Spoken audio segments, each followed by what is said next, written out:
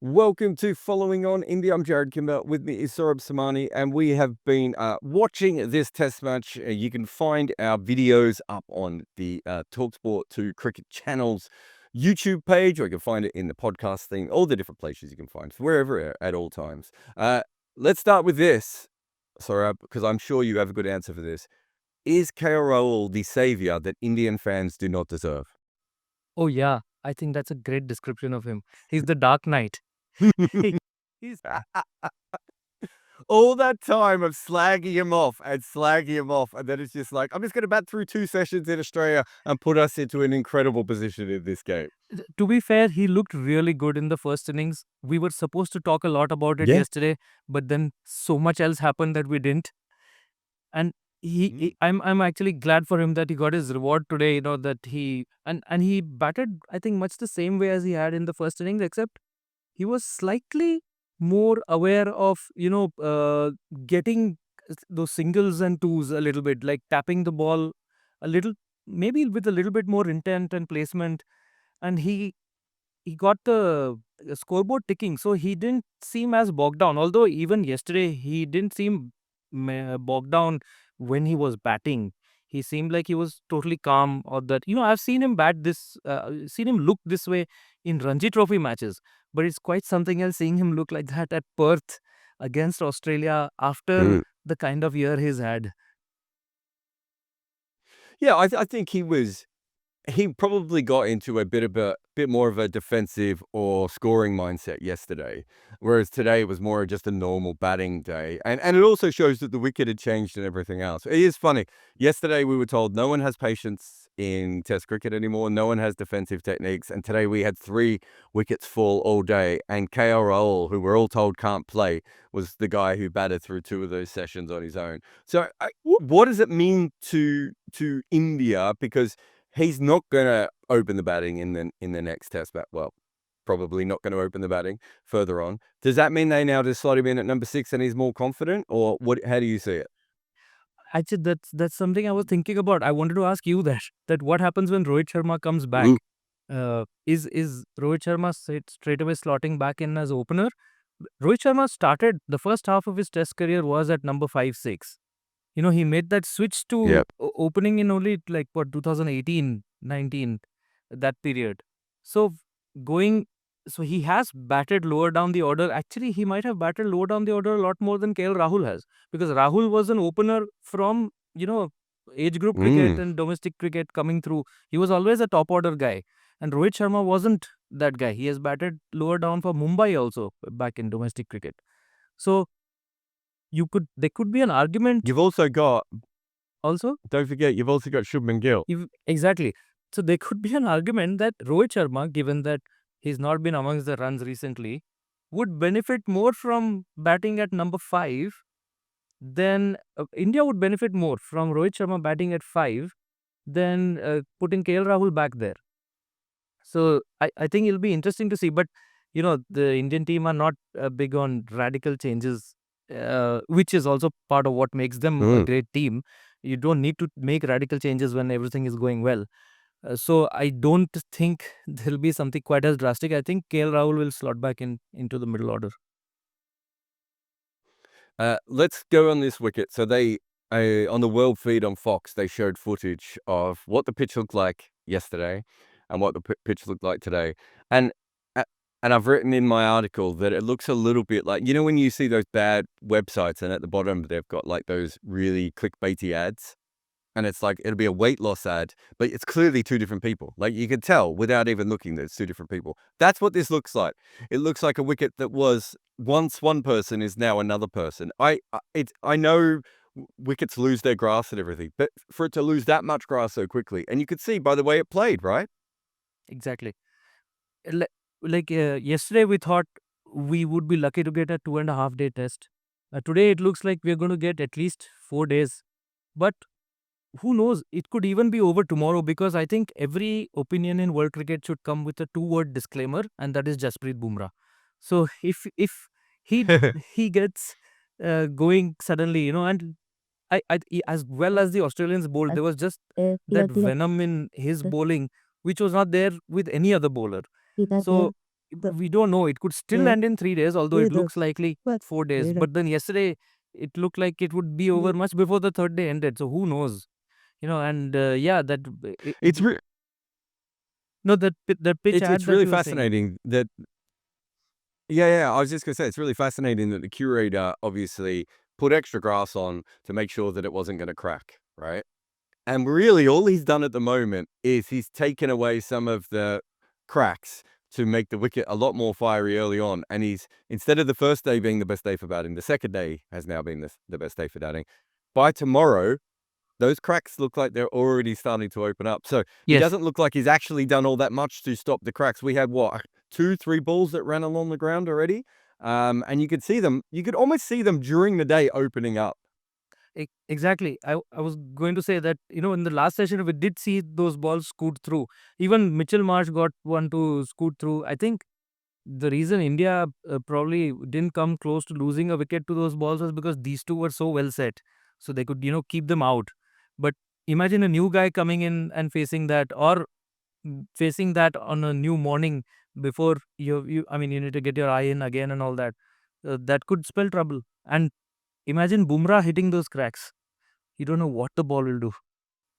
Yeah, so I mean, the main difference between the 2 days, obviously, is just the seam movement. So we Yes. lost all of our seam movement from day one. There were still little bits of it. In fact, I want to talk about what I think is the funniest thing today, and it would not be funny, Saurabh, at all if you were Alex Carey. But it must be pretty weird to be Alex Carey and be like, okay, we don't know what the pitch is going to do on day 2. I face one ball from Jasprit Bumrah. Oh, that seemed quite. Oh, and I'm out. And then you spend the rest of the day and you see 2 more wickets fall. Like it's the worst possible case scenario. And what would be really interesting now is considering how well Mitchell Starc batted, if Alex Carey had not been out at the start of the day, what Australia might have done. Yes, that's exactly what I was thinking of. How important was Bumrah taking out Alex Carey first ball? Because Mitchell Stark showed that you could bat an hour on that pitch, and if Alex Carey was there, Australia could have got a lead. And it's just changed the whole thing. We didn't realize it then. I mean, obviously, it seemed like an important wicket anyway, but we didn't realize how far-reaching the consequences potentially could be of Alex Carey getting out first ball. And I read something humorous on Twitter. It was that uh, the technical problem with Alex Carey was that he got out of bed to face Jasprit Bumrah. Yeah, he did the wrong thing. He should have let Mitchell Stark face that. But it does that opening session really did show how much this wicket had changed because Josh Hazlewood looked absolutely fine. And I did a live at lunchtime on my YouTube channel, and a lot of people were saying, "Oh, I think the ball just got old." And I was like, "I don't think it's the ball, fellas. You can still see the ball still looks like it's in good condition." And then you watch India come out and Hazelwood got at the seam a little bit. Cummins almost never got it off the straight at all. Mitchell Stark got a couple to swing, but very few to seam. And Mitch Marsh, who bowled slower, again didn't get anything to seam. I mean, it really was a much easier wicket. And that's why there's a lot of, where are all the people that were telling us that the defensive techniques and that the patience and that the leave and all these things were gone yesterday? All those people have gone quiet. It shows you how much this is conditions based, but also just how different day 1 was from day 2. It's a completely different test match now, just based on the wicket. And we're probably lucky that Australia lost as many wickets as they did, because both teams will play when the wicket was really dodgy, and then both teams will play for the rest of this match. But the only thing is, if the cracks open up too soon, India's already got such a big lead, right? Yeah, and the initial few overs that Australia bowled to Jaiswal and Rahul, I thought the ball still dipped a little bit, uh, being a new ball and all. But I think both of them, Rahul just carried on from where he was in the first innings, and Jaiswal, you could almost see that he has tightened up his game. He was not going for those shots that he might have otherwise gone for on a different pitch in a different match, Mm. which he went for in the first innings also, which he had not really maybe sussed the conditions as well before he went for that big drive. He didn't do that this time until he did it a few times, but that was much later after he had crossed 50 and he was allowed a few swipes and the ball was softer and the seam movement was much less, where he could get away with trying one or two even if they didn't come off. But at the start, he was almost as compact as Rahul, which was really impressive, which he showed signs of against New Zealand also. And he showed that he could bat in first gear, he could bat in fifth gear, and he showed. And we were talking yesterday. You said that Jaiswal you thought would be one of the stars, and he's just taken one day too long, maybe, but he might be on the way to proving you right. Well, I mean, the interesting thing about him was that, so I looked up his stats. Usually against seam bowling, he leaves about 28% of the balls, which is quite a high percentage for a guy who attacks as much as he does. And then I wondered what his percentage was today. It was 21%. But I think the difference today was he just felt comfortable out in the middle, right? Whereas you watch him yesterday and he wasn't comfortable. And when he's not comfortable, he throws his hands through the ball a little bit to try and slice a couple of boundaries away. And when he is comfortable, he lets the game come to him. And I thought that was the big difference today. He just kept allowing the game to come to him. And then I can't remember who bowled the ball. I think it was Mitchell Starc bowled one down the leg side. And out of nowhere, he whacks it for 6, right? But it was because he knew that that ball was almost, I wouldn't say a free hit to him, but he thought he was probably going to be fairly unlikely to be dismissed by that. And he has a go. We see when Pat Cummins bowls short outside the off stump, and he's like, well, there's no one here over slips. I'll go for it. Australia didn't bowl many bad balls. We'll get to them in a minute. They didn't bowl many bad balls. But when he did get a bad ball, he tried to whack it away. It's just that he didn't try to force it, which at some stages in his career he has. He's still young, and I think this is part of his development curve. He obviously has a much steeper development curve than most young players, which is why he's as good as he is. But you're right, he did not try to force the game. He let it come to him, and it still, and it showed how much maybe he was in a better mental space, to be able to do that uppercut against Pat Cummins.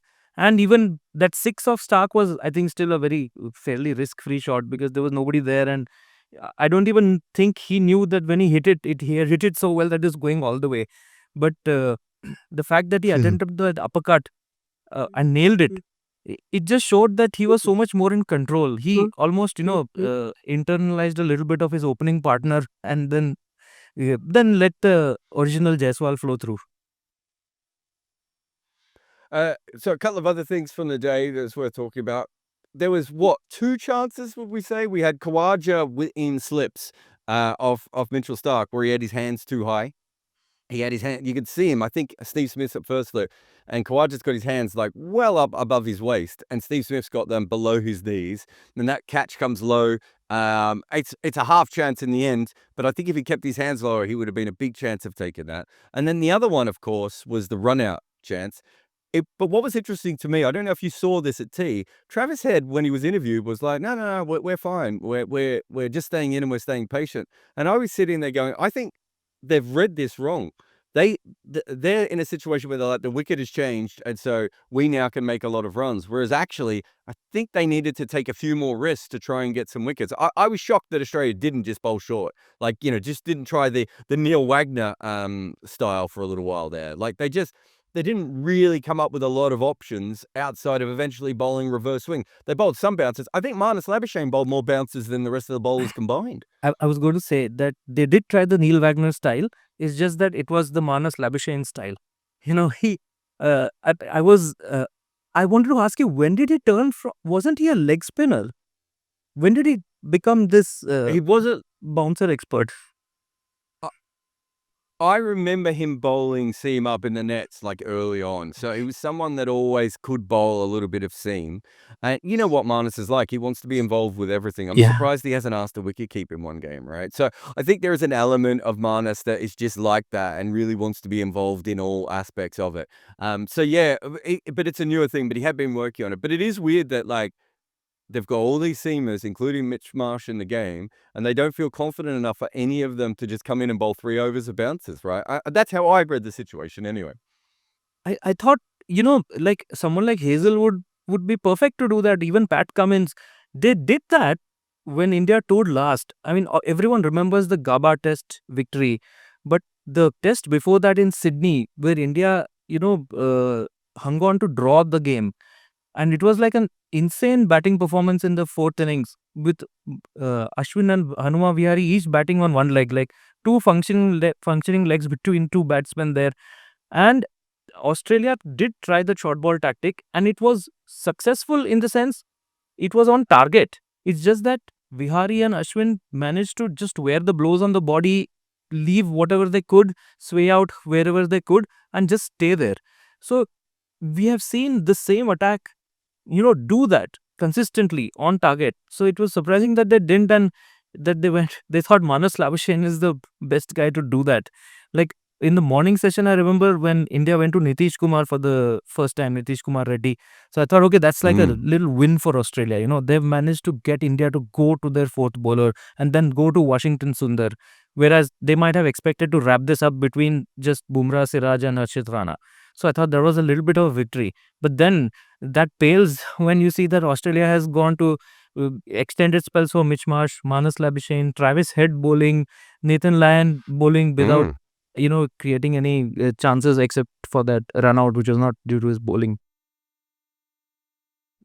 Worth remembering that Marnus didn't bowl one spell as well. They tried him in two different situations, which is, I think, doubly bad.